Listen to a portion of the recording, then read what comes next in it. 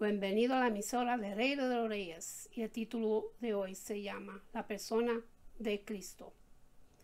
Pablo tenía aquí en mente una fe sobrenatural que es producida por Dios, una fe no de nosotros, pues es don de Dios.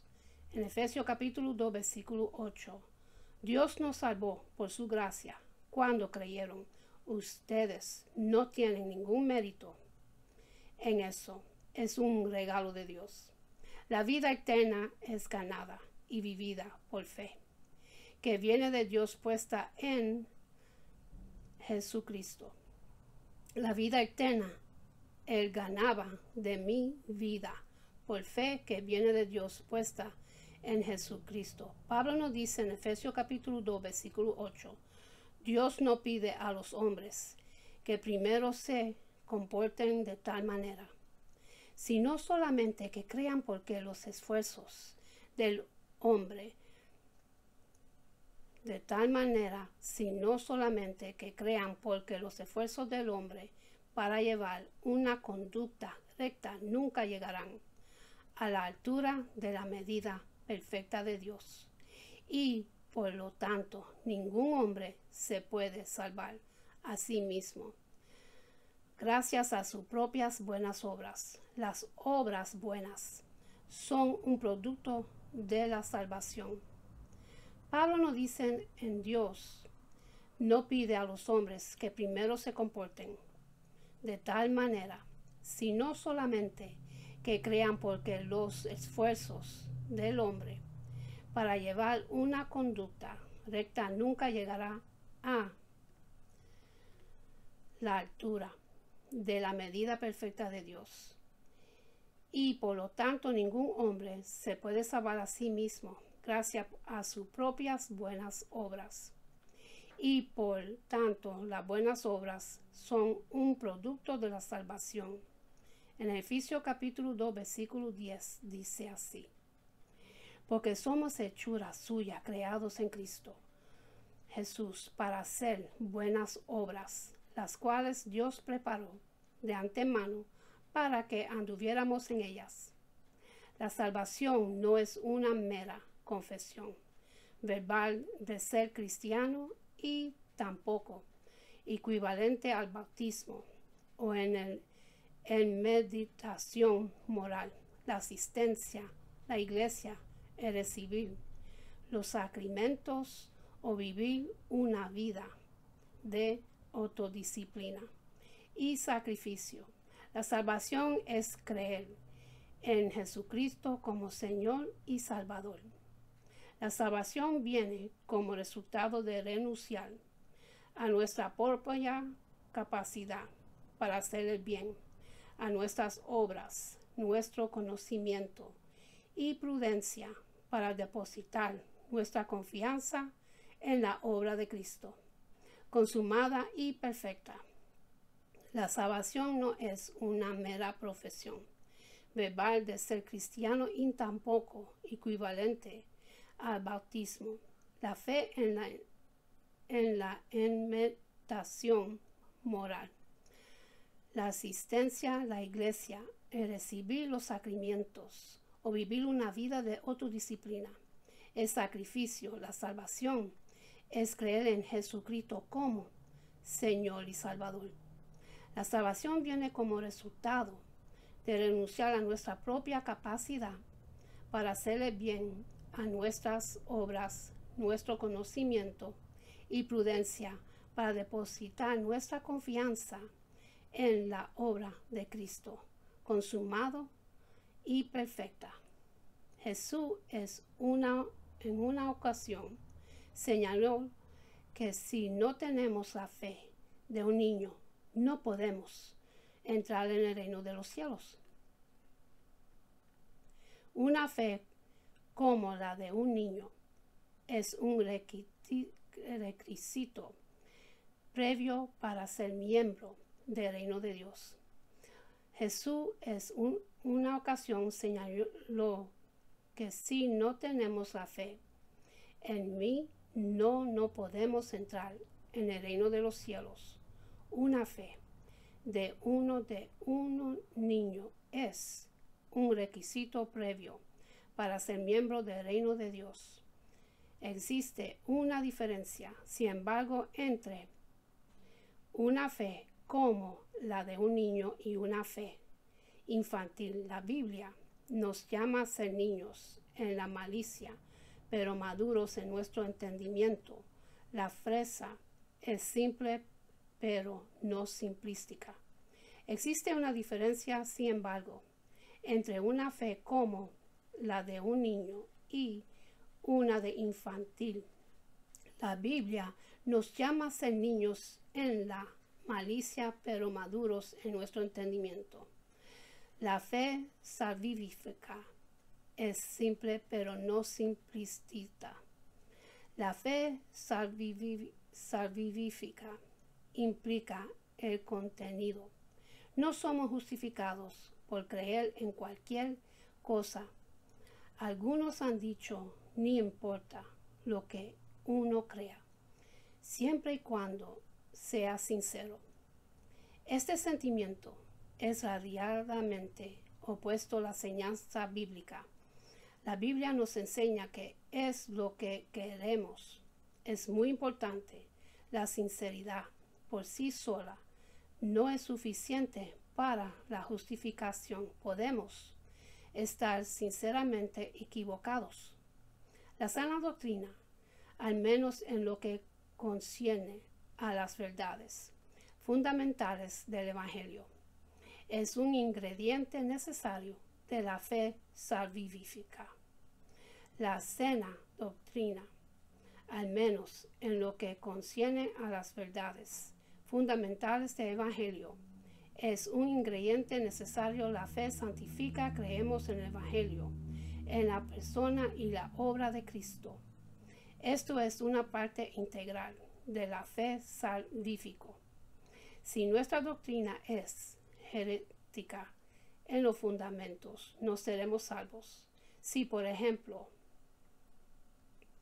decimos que creemos en Cristo, pero negamos su deidad, no poseemos la fe santífica. Creemos en el Evangelio, en la persona y la obra de Cristo. Esto es una parte integral de la fe salvífica. Si nuestra doctrina es herética en los fundamentos, no seremos salvos. Si, por ejemplo, decimos que creemos en Cristo, pero negamos su deidad, no poseemos la fe salvífica. Es por eso que es necesario tener un correcto entendimiento de las verdades fundamentales del Evangelio para poder ser salvos.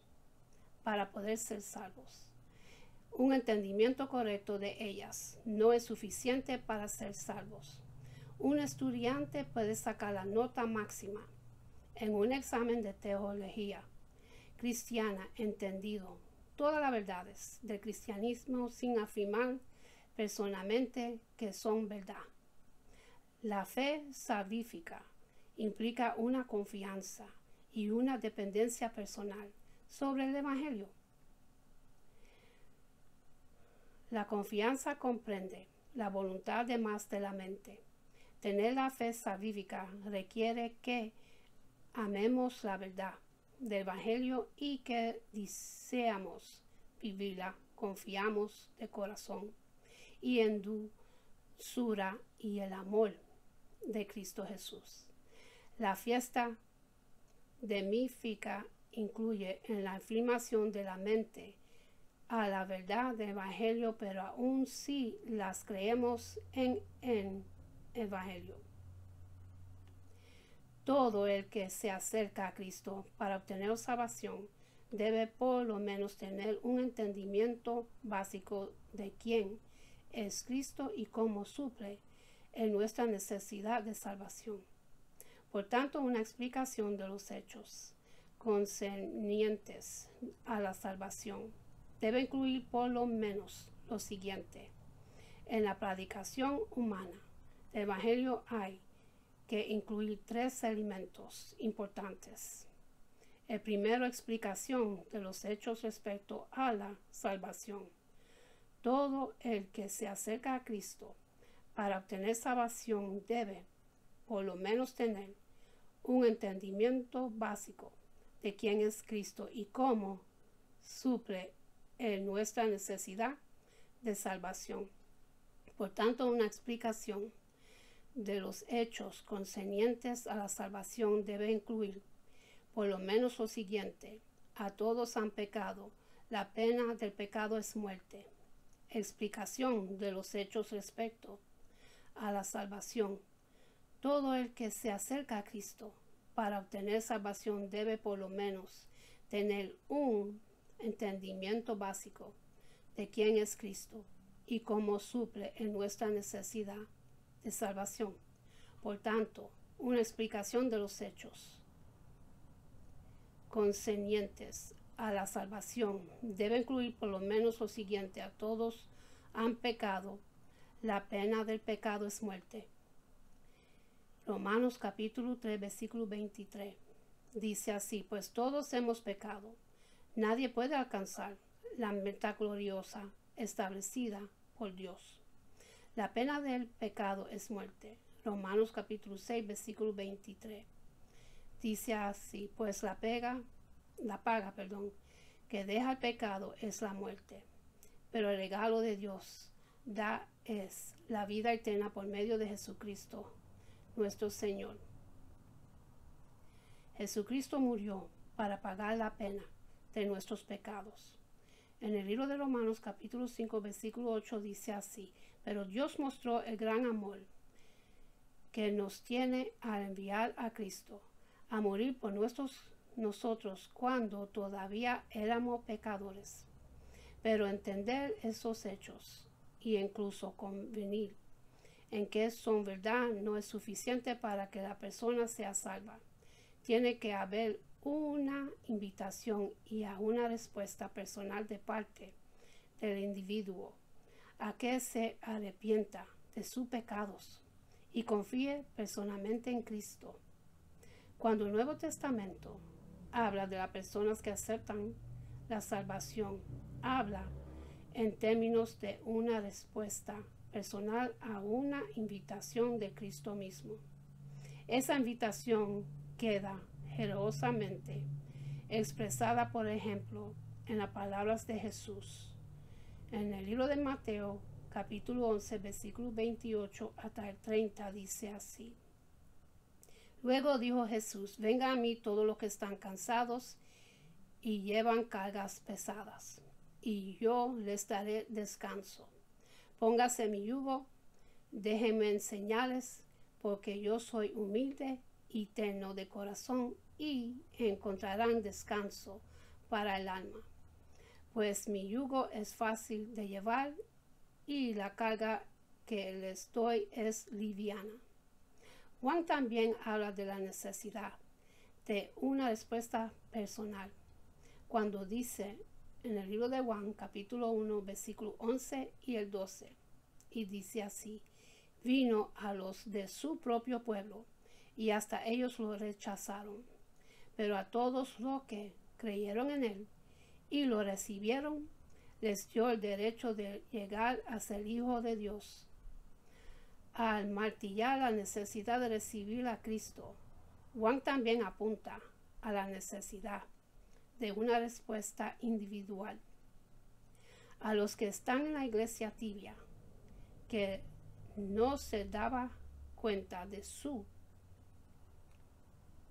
ceguera espiritual, el Señor Jesús de nuevo le extiende una invitación que exige una respuesta personal. Mira que estoy a la puerta y llamo. Si alguno oye mi voz y abre la puerta, entraré y cenaré con él y él conmigo. Al martillar la necesidad de recibir a Cristo, Juan también apunta a la necesidad de una respuesta individual a los que estaban en la iglesia tibia, que no se daba cuenta de su ceguera espiritual. El Señor Jesús de nuevo le extiende una invitación que exige una respuesta personal. Mira que estoy a la puerta y llamo. Si alguno oye mi voz y abre la puerta, entraré y cenaré con él y él conmigo. Por tanto, toda proclamación genuina del Evangelio debe incluir una invitación a tomar una decisión consciente a dejar el pecado y ir a Cristo por fe, pidiéndole perdón de los pecados. Si se deja a un lado el arrepentimiento de todos los pecados o la necesidad de confiar en Cristo para el perdón, no hay una proclamación completa y verdadera del Evangelio. En el libro de Juan, capítulo 1, versículo 1, dice así: en el principio existía el Verbo, y el Verbo estaba con Dios, y el Verbo era Dios. Cristo es hombre. El libro de Juan, capítulo 1, versículo 14, dice así: y el Verbo se hizo carne, y habitó entre nosotros, y vimos su gloria, gloria como del unigénito del Padre, lleno de gracia y de la verdad. El nacimiento virginal de Cristo es un recordatorio inconfundible del hecho de que la salvación jamás puede venir por esfuerzo humano, sino que debe ser la obra sobrenatural de Dios. Ese hecho fue evidente al principio mismo de la vida de Jesús, cuando en Galatas capítulo 4, versículo 4 y 5, dice así: sin embargo, cuando se cumplió el tiempo establecido, Dios envió a su Hijo, nacido de una mujer y sujeto a la ley. Dios lo envió para que comprara la libertad de los que éramos esclavos de la ley, a fin de poder adoptarnos como sus propios hijos. El nacimiento virginal de Cristo es un recordatorio inconfundible del hecho de que la salvación jamás puede venir por esfuerzo humano, sino que debe ser la obra sobrenatural de Dios. Ese hecho fue evidente al principio mismo de la vida de Jesús, cuando Dios envió a su Hijo nacido de una mujer, nacido bajo la ley, para rescatar a los que estaban bajo la ley, a fin de que fuéramos adoptados como hijos. Cristo nunca pecó. La impecabilidad de Jesús se enseña frecuentemente en el Nuevo Testamento. Vemos que Satanás no pudo tentar a Jesús con éxito y fracaso después de 40 días, cuando trató de persuadirlo para que pecara. En Lucas capítulo 4, versículo 13 dice así: cuando el diablo terminó de tentar a Jesús, lo dejó hasta la siguiente oportunidad. La impecabilidad de Jesús se enseña frecuentemente en el Nuevo Testamento. Veamos que Satanás no pudo tentar a Jesús con éxito y fracasó después de 40 días, cuando trató de persuadirlo para que pecara. Así que el diablo, habiendo agotado todo recurso de tentación, lo dejó hasta otra oportunidad. También lo vemos en los evangelios sinópticos. Eso quieren decir los libros de Mateo, Marcos y Lucas. Ninguna evidencia de algo malo de parte de Jesús. A los judíos que se le ponían, Jesús le preguntó: ¿quién de ustedes me puede probar que soy culpable de pecado? Y no recibió respuesta. También lo vemos en los evangelios sinópticos, Mateo, Marcos y Lucas. Ninguna evidencia de algo malo de parte de Jesús.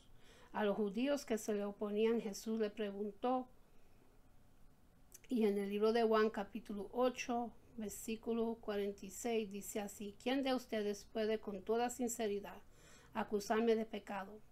Y si les digo la verdad, ¿por qué entonces no me creen? Y no recibió respuesta. Cuando Pablo habla de que Jesús vino a vivir como hombre, se cuida de no decir que tomó carne pecadora, sino más bien dice que Dios envió a su Hijo Romanos capítulo 8, versículo 3 dice así: la ley de Moisés no podía salvarnos, porque nuestra naturaleza pecaminosa es débil. Así que Dios hizo lo que la ley no podía hacer. Él envió a su propio Hijo en un cuerpo como el que nosotros los pecadores tenemos. Y en ese cuerpo Dios declaró el fin del dominio que el pecado tenía sobre nosotros mediante la entrega de su Hijo como sacrificio por nuestros pecados. Luego se refiere a Jesús como el que no cometió pecado alguno. El autor de Hebreos afirma que Jesús fue tentado, pero subtulamente insiste en que no pecó. Jesús es uno que ha sido tentado en toda la misma manera que nosotros, aunque sin pecado. Luego se refiere a Jesús como el que no cometió pecado alguno. En el 2 de Corintios capítulo 5, versículo 21 dice así: pues Dios hizo que Cristo, quien nunca pecó, fuera la ofrenda por nuestro pecado, para que nosotros pudiéramos estar en una relación correcta con Dios por medio de Cristo. El autor de Hebreos afirma que Jesús fue tentado, pero simultáneamente insiste en que no pecó. Jesús es uno que ha sido tentado en toda la misma manera que nosotros, aunque sin pecado. El autor de Hebreos afirma que Jesús fue tentado, pero simultáneamente insiste en que no pecó. En el libro de Hebreos capítulo 4, versículo 15 dice así: nuestro sumo sacerdote comprende nuestras debilidades porque enfrentó todas y cada una de las pruebas que enfrentamos nosotros. Sin embargo, él nunca pecó. La obra de Cristo. ¿Por qué murió Cristo? En el 1 de Corintios capítulo 15, versículo 3 dice así: yo les transmití a ustedes lo más importante y lo que se me había transmitido a mí también. Cristo murió por nuestros pecados, tal como dicen las Escrituras. En el 1 de Pedro capítulo 3, versículo 18 nos dice así: Cristo sufrió por nuestros pecados una sola vez y para siempre. Él nunca pecó. En cambio, murió por los pecadores para llevarnos a salvo con Dios. Sufrió la muerte física, pero volvió a la vida en el Espíritu. ¿Por qué también Cristo murió por los pecados una sola vez, el justo por los injustos, para llevarnos a Dios? ¿Cómo murió Cristo? Llevándonos nuestro pecado. En el libro de Isaías, capítulo 53, versículo 6, dice así: todos nosotros nos hemos extraviado. Como veas, hemos dejado los caminos de Dios para seguir los nuestros. Sin embargo, el Señor puso sobre él los pecados de todos nosotros. Y en 2 de Corintios capítulo 5, versículo 21 nos dice así: pues Dios hizo que Cristo, quien nunca pecó, fuera la ofrenda por nuestro pecado, para que nosotros pudiéramos estar en una relación correcta con Dios por medio de Cristo. Y en el 2 de Corintios capítulo 5, versículo 1 lo dice también. Y en el 1 de Pedro capítulo 2, versículo 24 dice así: él mismo cargó nuestros pecados sobre su cuerpo en la cruz, para que nosotros podamos estar muertos al pecado y vivir para lo que es recto. Por sus heridas son sanados. Y él mismo llevó nuestros pecados en su cuerpo sobre la cruz, a fin de que muramos al pecado y vivamos a la justicia. Separado de Dios en nuestro lugar. Separado de Dios en nuestro lugar. En el libro de Mateo capítulo 27, los versículos 45 y el 46. Dice así: al mediodía la tierra se llenó de oscuridad hasta las 3 de la tarde. A eso de las 3 de la tarde, Jesús clamó en voz fuerte, Elei, Elei, lama sabactani, que significa, Dios mío, ¿por qué me has abandonado? Sufriendo la maldición del pecado y el castigo de Dios en nuestro lugar. En la carta de Pablo, Gálatas, capítulo 3, versículo 13, dice así, pero Cristo nos ha rescatado de la maldición dictada en la ley. Cuando fue colgado en la cruz, cargó sobre sí la maldición de nuestras fechorías, pues está escrito, maldito todo el que es colgado en un madero. Y en el libro de Isaías, capítulo 53, versículo 4, dice así, sin embargo fueron nuestras debilidades, las que él cargó fueron nuestros dolores, lo que lo agobiaron.